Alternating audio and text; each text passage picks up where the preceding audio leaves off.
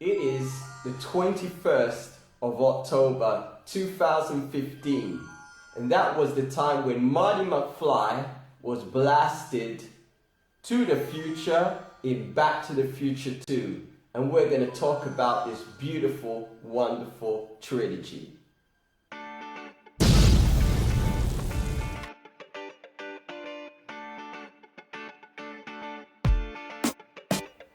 Hello, welcome to Showtime, and today we're going to talk about the Back to the Future trilogy.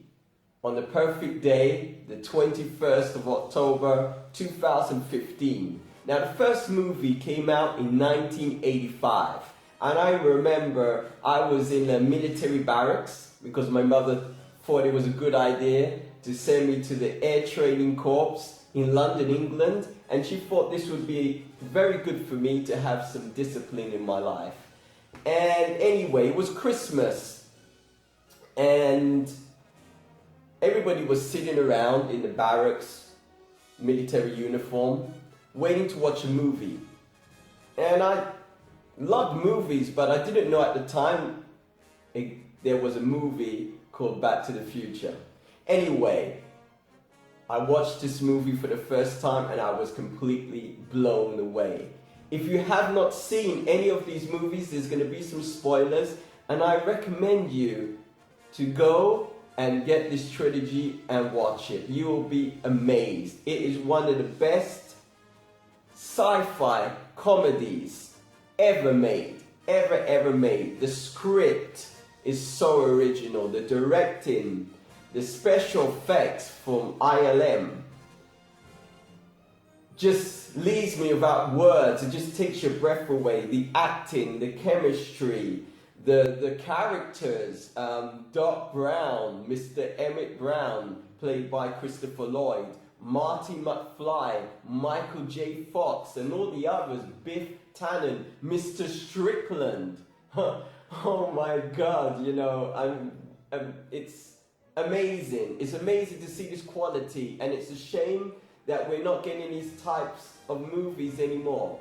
The second movie came out in 1989, and I was lucky enough to see this movie in the theatre, in the cinema, in London, England. And the third movie came out in 1990, and I watched that on home video. These movies are amazing, innocent in the way they're made, but with such quality, such depth, and such scope. The first movie left you on a cliff edge, a cliffhanger. You know, wondering, will there be a second movie? Is that it?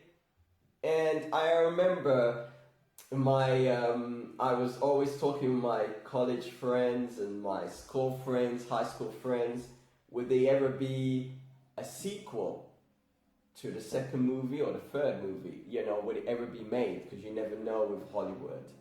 And finally, in 1989, when the second movie came out, and just watching the trailer and, you know, these hoverboards and, you know, Jaws 19, and, you know, just this glimpse of the future, 2015, and now we're in 2015, how many of those things actually exist? Okay, there's a type of hoverboard, but it's not a hoverboard. And we do have Skype. There's so many things that they did get right, and there's so many things that they didn't get right. But I'll leave that to another show, and we can discuss that another time.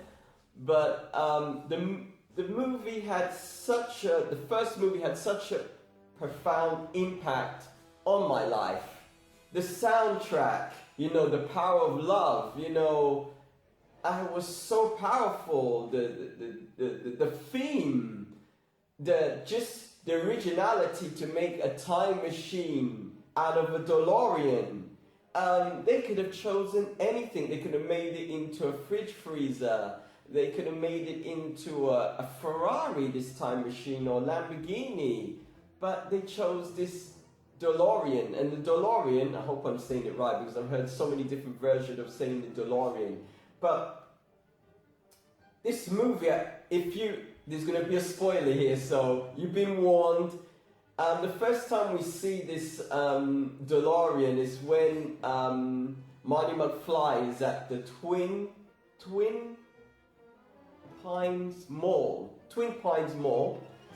and I think it's about 1:30 in the morning, if I remember rightly, and you just see Doc Brown's truck, the back of it just drop down, and there's just all this smoke, and you just see the DeLorean just reverse out of the truck for the first time. What an epic moment, amazing. And also the originality of the script and the story of Marty traveling to 1955 and running into his parents, and not only trying to get back to 1985, but also trying to save his family. And I really suggest, if you're a really big fan, watch the new documentary, which is on the 30th anniversary edition of the Blu-ray, which they go in more depth of trying to finance the movie and trying to get it published. And it wasn't so easy for them to get this film financed, because none of the studios really wanted to finance and publish this movie, because how could it be that a boy travels to 1955 and meets his mother, and his mother is infatuated with him. So in 1985, many studios didn't think that was the type of material to be shown in the cinema. They didn't think audiences would really like that. That's completely different now in 2015.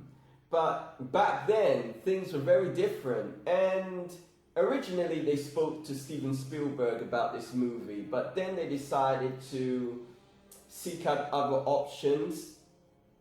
But in the end, they came back to Steven Spielberg, spoke again about the project, and the rest is history. And amazing. So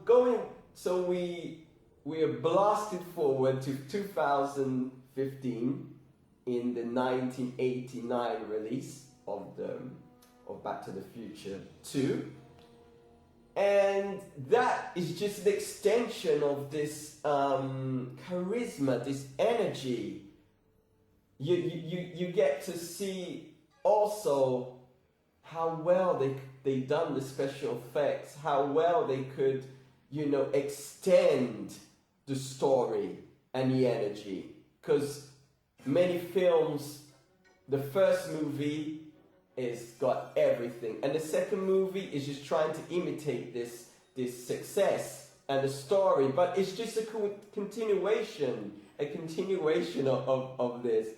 The third movie that came out in 1990, I particularly didn't like it. I'm not a big fan of westerns, but it was a great conclusion to the trilogy and the franchise. And I don't think it's fair, because yes, there's some elements of the movie that I did like, but in my opinion, the movie had slowed down a bit. It lost its momentum by the time we reached the third movie, and we were just seeing just the same old jokes and the same old stuff again. So I was a bit disappointed by the third movie. I did like when Marty was in the bar and he done that Michael Jackson moonwalk. That was, I still love that scene to this day. So anyway, I give the first movie 10 out of 10. The second movie, 10 out of 10. The third movie, I will give it a 7 out of 10. So if you haven't seen the trilogy yet, or you just want to rewatch the trilogy, and there's some deleted scenes, on the new Blu-ray version, so check out those. I'm sure for the great fans out there, I'm sure you will love to see these new deleted scenes. And also the documentary. Don't forget to watch the documentaries, because it takes the movie, you go in the different movies, you see the obstacles and the problems they had with this movie and how they had to work around to make it work. So you guys are awesome.